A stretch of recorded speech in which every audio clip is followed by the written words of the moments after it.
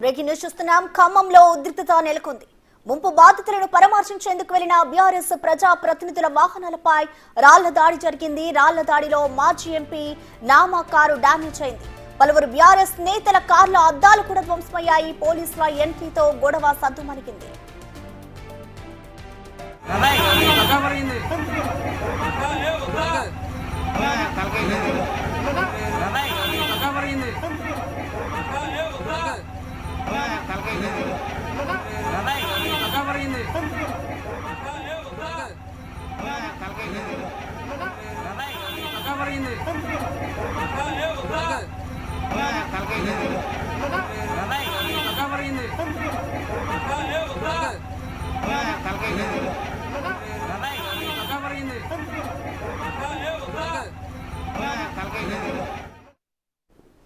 ఖమ్మంలో అయితే ఉద్రిక్తత నెలకొంది. ముంపు బాధితులను పరామర్శించేందుకు వెళ్లిన బీఆర్ఎస్ ప్రజా ప్రతినిధుల కార్ల నేత ధ్వంసం చేశారు. అక్కడున్న ప్రజలు ఒకసారి మనం విజువల్స్ లో కూడా చూసుకోవచ్చు. బీఆర్ఎస్ నేత నామాకి సంబంధించిన వాహనం అయితే పూర్తిగా రాళ్లతో అద్దాలంతా కూడా ధ్వంసం అయిపోయినాయి. దీంతో పోలీసుల ఎంట్రీతో ప్రస్తుతం అయితే అక్కడ పరిస్థితి సద్దుమణిగిందనే చెప్పుకోవాలి. ఇటు ప్రజల్ని పరామర్శించేందుకు అయితే బాధితుల్ని పరామర్శించేందుకు ఇటు బీఆర్ఎస్ నేతలు వెళ్లిన పరిస్థితి అక్కడ నెలకొంది.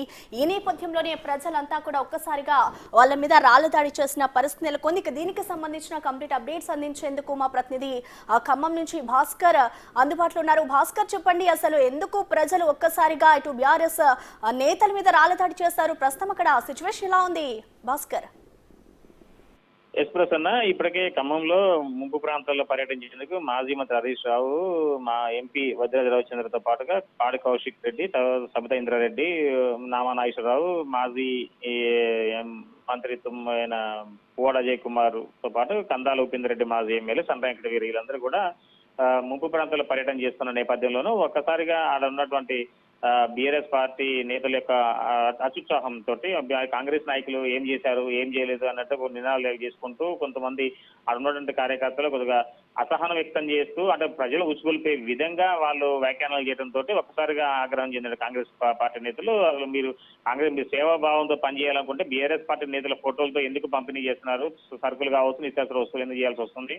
సేవ చేయాలంటే కేవలం నార్మల్ గా చేసుకోవచ్చు కదా, మరి ఫోటోలు పెట్టి ఎందుకు చేయాల్సి వస్తుంది? దానిపై కూడా వాళ్ళు ఆగ్రహం వ్యక్తం చేస్తూ వాళ్ళు ఇరువురు మధ్య స్వల్ప ఘర్షణ వాతావరణం తలెత్తింది. మొత్తానికైతే మాత్రం అది చిలికి గాలులకు తయారైపోయి ఒక్కసారిగా రాళ్ల దాడి వరకు వెళ్లడంతో ఆగ్రహించినటువంటి కాంగ్రెస్ పార్టీ కార్యకర్తలు, బీఆర్ఎస్ పార్టీ నేతలు ఇరువురు మధ్యన కూడా రాళ్ల దాడి వర్షం కురిసింది. ఈ నేపథ్యంలో మరి మాజీ ఎంపీ నామనాగేశ్వరరావుకు సంబంధించిన వాహనంతో పాటుగా మాజీ మంత్రి పువ్వాడ అజయ్కి సంబంధించిన వాహనం, మరొకటి పాడి కౌశిక్ సంబంధించిన వాహనం అనేలా అధికారులు గుర్తిస్తున్నారు. మొత్తానికైతే ఈ యొక్క వాహనాలపై కూడా రాళ్ల దాడి చేయడంతో వాహనాలకు ముందున్న గ్లాసులు మొత్తం కూడా ధ్వంసమైన నేపథ్యం అయితే ఉంది. మొత్తానికైతే పోలీసులు రంగప్రవేశం చేసి ఇరువురిని వారి చెదరగొట్టిన ఘటన ఉంది. అయితే ఇది కేవలం అంటే తుమ్మల నాగేశ్వరరావు వర్గీయులే చేసిన పని అని చెప్పి బీఆర్ఎస్ నేతలు ఆరోపణలు వ్యక్తం చేసిన నేపథ్యం ఉంది. అయితే ఈ యొక్క ఇలాంటి దాడులు చేసిన సరే బీఆర్ఎస్ పార్టీ బెదరబోదనే రీతిలో ఆ పార్టీ నేతలు మొండి వైఖరి ప్రదర్శిస్తూ ముందుకెళ్లిన నేపథ్యం ఉంది. ప్రసన్న.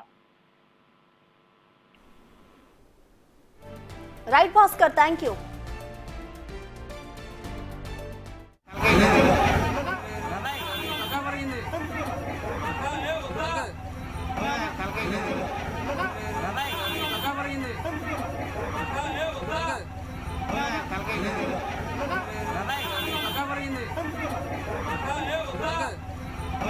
Thank you.